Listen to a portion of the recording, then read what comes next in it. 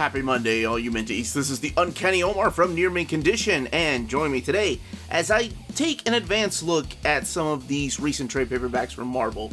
Today we're going to be looking at the X-Men Milestones Second Coming, Star Comics Top Dog Complete Collection, and the Silver Surfer Epic Collection Resurrection. This is Volume 9, so please stay tuned.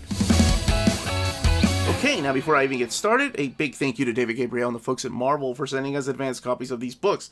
These books are due out on Wednesday, September 9th. So, that's in the direct market, cheapgraphicnovels.com, your local comic book store, Tales of Wonder, in-stock trades. That's what the direct market is. Now, let's start with Star Comics Top Dog. So here it is, Star Comics Top Dog, the complete collection. This one retails for $39.99, and it's pretty interesting that there's a volume 1. Here's what the spines look like. And I'll show what all the spines look like together, as I always do. This is one of the many, I was going to say, Star Comics printed by Marvel. I remember Planetary. But the one I remember the most was the Heathcliff comic. As a matter of fact, that's the only thing I've ever read about Top Dog. But Top Dog was created by Lenny Herman and drawn by Warner Krenner. And the series only lasted about, I think it's 14 issues that are collected in here. It says in the back that all 14 are collected in here. They were originally published from 1985 to 1987, so it was around that time that, Heathcliff was kind of a big deal. And it's literally the story of this little dog right here, who is Top Dog, and there's a secret behind him, and he befriends this little kid right here, Joey Jordan, who's a big fan of Spider-Man. And Joey keeps it a secret that Top Dog can talk. And they become best friends, they go on adventures. And now let's take a look at some of this artwork in here. There's even a Spider-Man issue because it's drawn by John Romita Sr. Let's see if I can find it. The book has 336 pages, by the way. Let's look at here. And while I'm looking for that issue of Spider-Man, here is a special team-up with Heathcliff. And I remember the cartoon is what made me pick up a few of the comic books of Heathcliff. Aha, here we go. So this one is drawn by John Romita Sr. That's why there's a credit to him in the back cover. So Spider-Man shows up in this one? Maybe? I don't know, I haven't read it, so he's on the cover. There he is. Alright.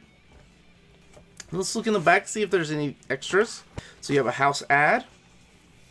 And some sketches. And then original pages.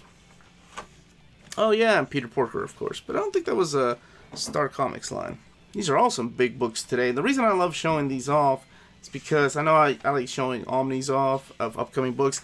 But there's a lot of you that only get trade paperbacks. And, gotta show everybody some love. There's a couple of other books, like the Ghost Rider Heart of Darkness. I think Volume 2 comes out. Rainbow Rowell's The Runaways issue comes out.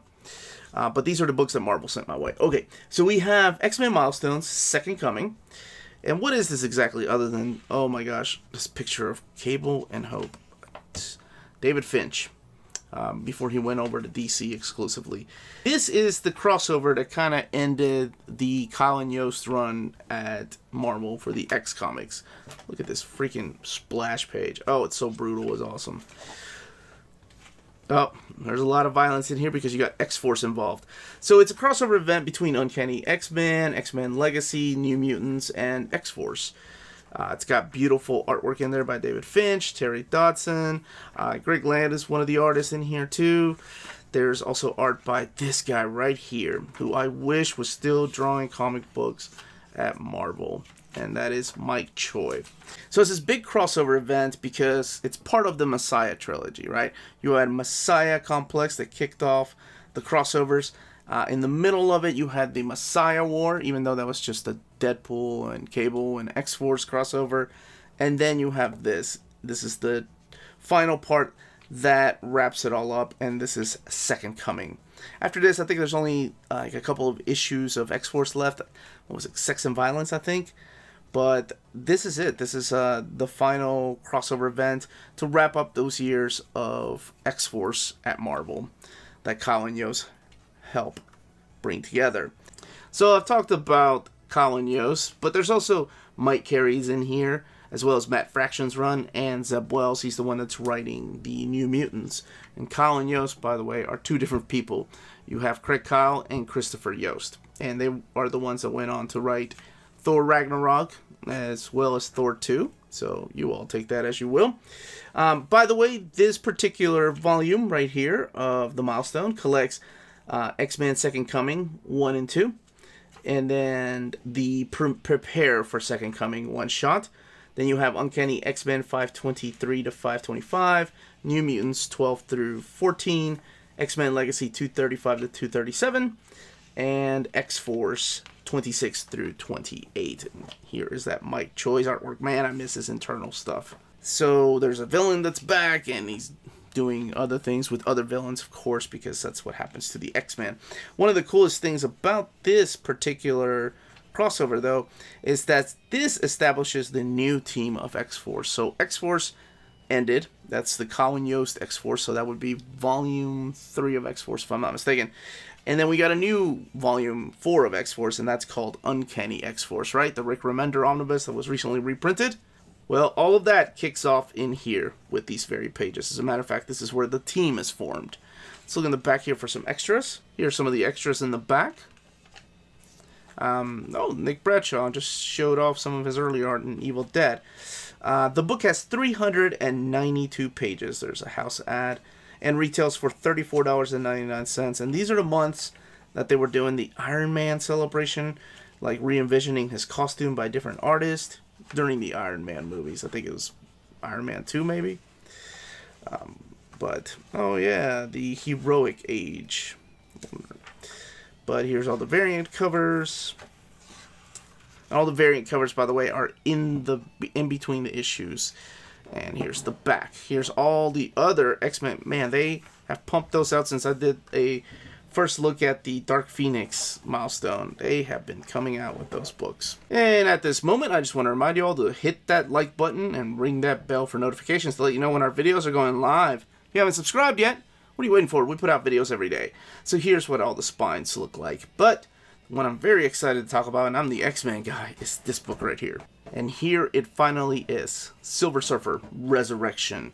Epic Collection Volume 9. I remember we caught a little misprint, and we had to tell Marvel about it, but they had a Volume 6 here. But there it is, in proper numbering system. Here's what it all collects. The retail price of this one is $44.99. This book has 456 pages. And it all kicks off with Silver Surfer moping and complaining because he's gone through some rough stuff. He's gone through some really bad things recently in issue 75. And so he kicks off with issue 76. So this takes us from issue 76 all the way to issue 85. It has the Silver Surfer annual number 6, which is... that's the first appearance of Legacy. And I won't reveal who that character turns out to be, but he's very important because he is in one of my most wanted omnis of all time. Here you have Nebula, and this is what Nebula looks like in the movie. So this is where it all started happening, when she's in this little prison planet. Then you also have the collection, which is what the book is named after, the Resurrection miniseries. It's Silver Surfer and Warlock miniseries, but really it's Silver Surfer and the Infinity Watch miniseries. You have Secret Defenders 9 through 10, which is the crossover. I think it's like a 3-part crossover. And that has some really interesting artwork. And speaking of artwork, if you're probably noticing here, is Ron Lim. He's the guy that finished out the Infinity Gauntlet. He did the Infinity War. And he also is going to do some of the Infinity Crusade, which takes place during the last few issues of this run here. Now, this is the Silver Surfer run that went all the way up until issue 146, which I think it ended in the late 90s. So they have a lot of material. And I think we've got about 6 with this one, 6 Silver Surfer Epic Collections. It'll say so in the back here. And I think the latest one we have is 13. We've got 1, 3, 6 definitely, and 7. And then a volume 8 would give us that issue 75. So I love the way that these are released. And I know some people are wondering, why do they release them out of order? And I talked about that on my What is the Epic Line video, why Marvel decided to release them out of order, right? They want to collect the more popular runs, the ones that they know will sell, and then get through all of them when they see all the sales come in. But I think, for the most part, the Epic Collection has had quite a following. I know I've turned a lot of you over into the Epic Collection. Oh, this is an awesome issue. I just love the way this is done. This is the introduction of a new character, this character right here. So she wakes up from her chamber. She's in another part of the galaxy. I don't know what it is about this, but she is training. She's getting ready. There's Morg, of course. He's back, who can keep that guy dead, and so is Terrax. Nobody stays dead out there. But as she's training, there we go, she's on the outer frame of the panels. I always thought that was a really cool gimmick. I've seen it done before, but I just remember this one in particular standing out. So she's a character that goes after Silver Surfer, and of course ends up miscommunicating with him, and she looks a lot like Zealot from Wildcats. Let's look a little more here, because there is some artwork I want to talk about. Here's some more Ron Lim. We have Gladiator. They're all trapped by this new character named the Tyrant. Here's the Resurrection series. And who are they resurrecting? Well, I can't reveal that, and I gotta be sure, I gotta be careful flipping pages here. But you can't have a resurrection without Lady Death and Mephisto, right? The character that first appeared in Silver Surfer. He's back to cause some problems. And then, like I said, the Infinity Watch is here. A couple of these members later on join the Guardians of the Galaxy. This is, of course, Drax, what he looked like during this time. Then, after that mini-series, we are introduced to this awesome character right here. Legacy.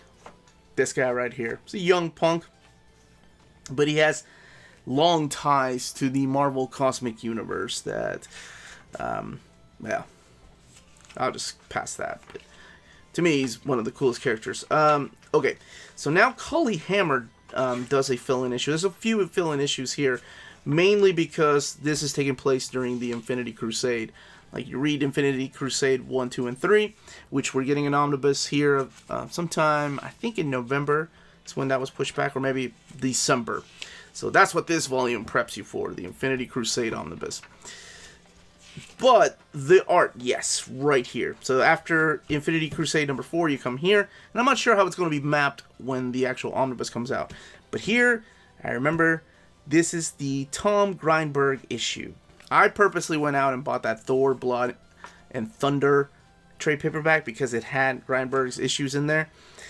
He has a very, I don't want to say that unique, but obviously he borrows heavily from Mignola.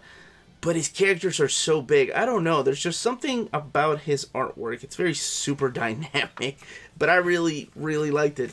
I had friends, however, that were like, dude, I am done with that art. This is not him. I think the next thing he shows up in is the crossover. Yeah, right here. In the Sacred Defenders crossover. I had friends that were done with his art. They were like, dude, that guy's artwork is horrible. He draws too many characters bulky. But at the time, I mean, it was the 90s, right? There were a lot of bulky characters. I don't know. Let me know in the comments down below how you feel about his artwork. But I was a fan of his stuff. But I understand why people didn't. Look at that. That's awesome. It's 90s, baby. Alright, let's look in the back here. I think I've gone on way too long about Silver Surfer. Alright, censoring the final page. We only get a couple of pages here. We have an excerpt from the Marvel Age 21, and then the trading cards where Legacy first appears. And like I mentioned, 456 pages, retails for $44.99. Now, you can purchase these books when they come out from our sponsor, CheapGraphicNovels.com, your online home for brand new graphic novels and collected editions up to 50% off the cover price. Cheap Graphic Novels prides itself on packaging your books so they arrive safely and in excellent condition, as well as prompt and helpful service. And check out their bargain bin for even greater deals up to 90% off cover price. And for you Minties, Cheap Graphic Novels is running a special promotion. If you're a first-time customer, let them know you were referred by Near Mint Condition at the checkout, and you'll receive a credit for free shipping on your next order. Now, this is only for U.S. customers. Cheap Graphic Novels, your source for the hottest books with the kind of deep discounts, quality shipping, and customer service that will keep you coming back for more. And that was an overview of all three of these books. Let me know in the comments down below which ones you're picking up. If you remember Top Dog Comics, or if you remember even the Star Comics line from Marvel, if you're excited about the Silver Surfer, none of this stuff has ever previously been collected, with the exception of the miniseries and a couple of issues in here, and the X-Men Milestones. Let me know if you're picking up the X-Men Milestones line. Again, this was the Uncanny Omar. Thank you all so much for watching. Don't forget to hit that like, subscribe button, ring that bell for notifications to let you know when our videos are going live. We can be found on Redbubble and on Patreon. Those are great ways to support the channel if you can do so. More importantly, please everybody stay healthy, stay safe, and much love to all of you.